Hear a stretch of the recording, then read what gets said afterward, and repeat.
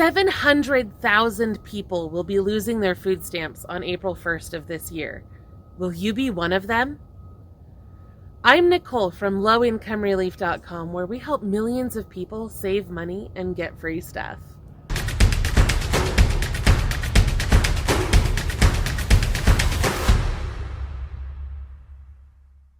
Effective April 1st, 2020, the United States Department of Agriculture, also known as the USDA, is cracking down on state waiver rules and making new, stricter guidelines about how those waivers will be issued, and that is going to affect nearly 1 million people.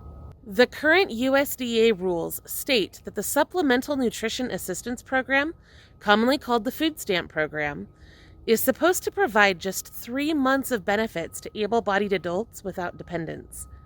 The current USDA guidelines say that able-bodied adults without dependents can only receive food stamps for 3 months in a 3-year period.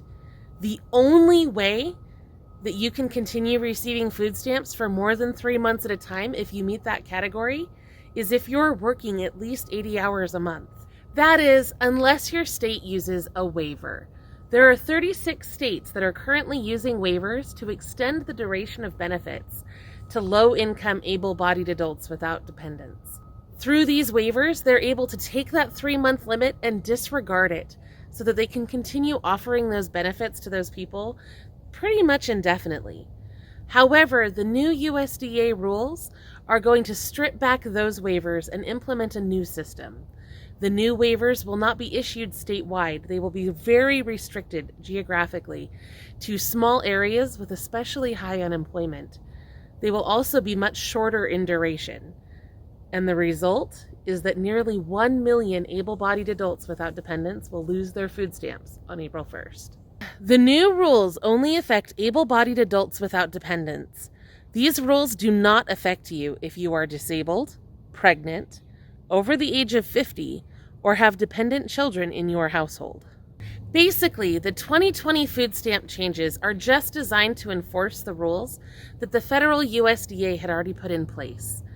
Now, this is going to enforce 2 sets of work requirements: the general work requirements, which apply to just about everyone, and the able-bodied adults without dependents work requirements, which only apply to those who are not disabled adults that do not have dependent children in their household. The general work requirements apply to almost everyone.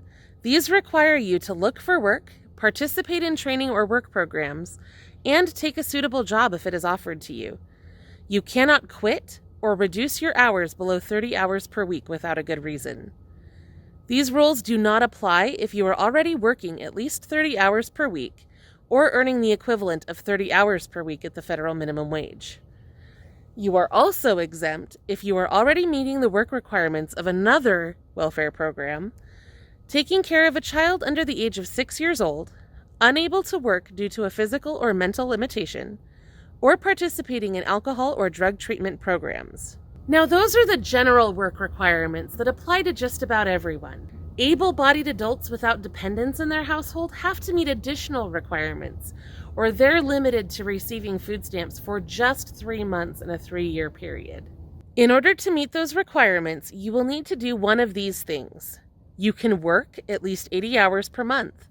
You can work for pay, goods, or services, so you don't have to be working specifically for money. The work can be unpaid, so volunteer work counts too.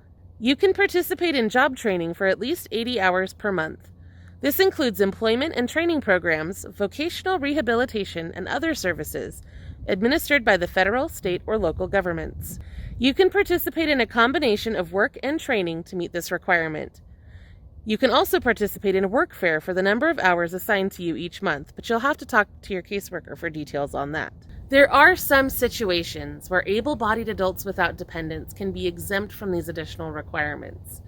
However, those situations are fairly rare. You may be exempt from these extra requirements if you are unable to work due to a physical or mental limitation, you are pregnant, you have someone under 18 in your SNAP household, you are exempt from the general work requirements, or you live in an area covered by a waiver. Obviously, about 700,000 people have been relying on that waiver to retain their food stamps.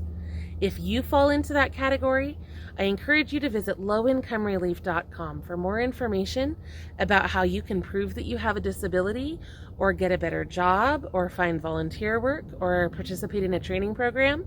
We have a lot of information there that can help you, whether or not you're actively receiving food stamps. Thank you for watching. I hope this video has been helpful to you, and I hope we'll see you on the website at lowincomerelief.com.